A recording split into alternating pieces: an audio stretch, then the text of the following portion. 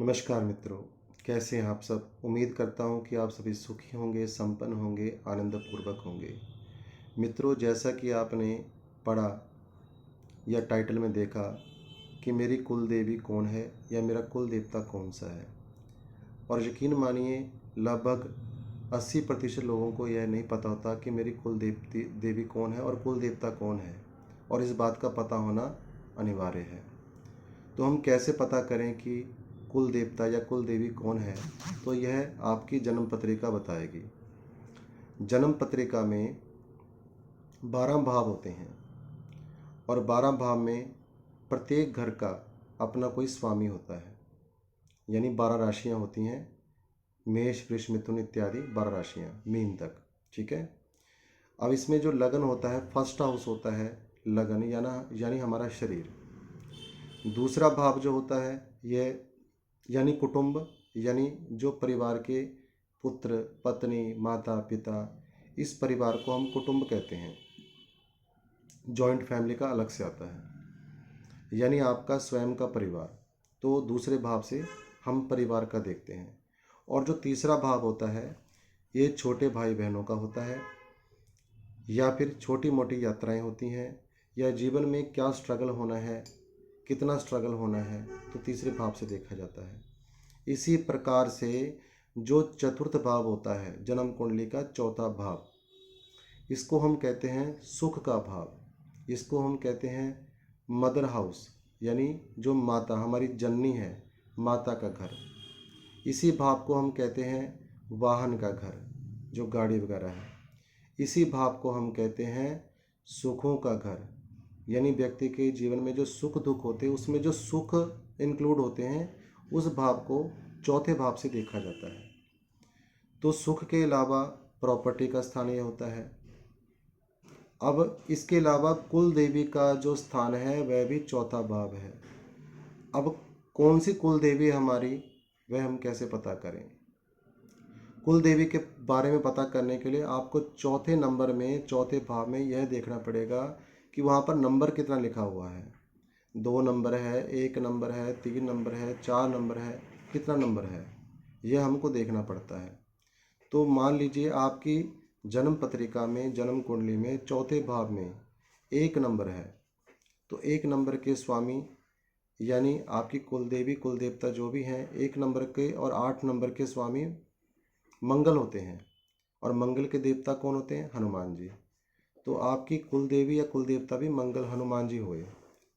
इसी प्रकार से जो पंचम भाव होता है, पंचम भाव होता है विद्या का, बुद्धि का, या ये हम कह सकते हैं कि संतान का, शिक्षा का, यानी कई ऐसी चीज़ें इसमें जुड़ी होती हैं। पंचम भाव में सुख का भाव भी इसको कहा जाता है, खुशी का भाव भी कहा जाता है। पैतृक जो भाव होता है, पितरों का भाव भी, इसको पंचम भाव को कहा गया है। लव रिलेशन को भी पंचम भाव कहा गया है। अब उसी में जुड़ जाता है अंत में, जिसकी हमने आज चर्चा करनी है, हमारे कुल देवता का। तो कुल देवता का अगर हमने विचार करना है तो पंचम भाव को देखेंगे। अगर कुल देवी की विचार करना है तो चतुर्थ भाव, और कुल देवता का यदि देखना है हमको कि हमारे कुल देवता कौन से हैं, जिसमें अक्सर कई लोग उलझे रहते हैं, तो पंचम भाव में यह देखें कि राशि कौन सी बन रही है। 1 नंबर, 8 नंबर है तो आपके हनुमान जी कुल देवता हैं। इसी प्रकार 2 नंबर, 7 नंबर है तो कोई देवी, जैसे हम कैसे लक्ष्मी या दुर्गा मैया, जो आपकी कुल देवी है। 3 नंबर हो तो ये मान के चलें कि भगवान गणेश महाराज जी आपके कुल देवता हैं। 4 नंबर हो यानी कर्क राशि, यानी चंद्रमा, तो स्वयं भगवान भोलेनाथ। 5 नंबर है तो ये कह सकते हैं राजा रामचंद्र जी, या फिर ये कह सकते हैं सूर्यदेव। तो ये 5 नंबर जो होता है सूर्य का होता है, यानी स्वयं नारायण श्री हरि विष्णु। इसी प्रकार से 6 नंबर और 3 नंबर यानी बुद्ध यानी गणेश जी। 5 नंबर सूर्य यानी नारायण भगवान या श्री रामचंद्र जी। 4 नंबर चंद्रदेव यानी भगवान भोलेनाथ महादेव। इसी प्रकार से आगे आगे जितने नंबर आते हैं, जिस प्रकार से नंबर आते हैं, वही हमारे कुल देवता होते हैं जो कुलों से चलते आ रहे हैं।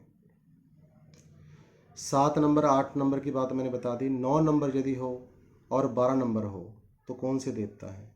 9 नंबर धनु राशि जिनका मालिक होता है गुरु, और 12 नंबर जिनका नंबर होता है इसका मालिक होता है देवगुरु बृहस्पति। तो दोनों के जो हैं भगवान श्री हरि विष्णु हुए। 9 नंबर और 12 नंबर यदि आपके पंचम भाव में नंबर आता है तो आपके कुल देवता श्री हरि विष्णु जी हुए। अब इसके बाद 10 नंबर या 11 नंबर आता है तो ये रिप्रेजेंट करते हैं शनिदेव को, क्योंकि मकर राशि और कुंभ राशि आ गई। तो यदि आपके पंचम भाव में या 10 नंबर हो या 11 नंबर हो तो आपके जो कुल देवता हैं वह महाकाली, भैरव जी, इनमें से आप मान सकते हैं। यदि जेंट्स का आ रहा है तो भैरव जी हैं, ऐसा आपको जान लेना चाहिए। यदि वही नंबर चतुर्थ भाव में आ रहा है 10 या 11 नंबर तो आपकी कुल देवी होगी माँ काली। तो उम्मीद करता हूँ कि आपको यह आज का टॉपिक अच्छा लगा होगा।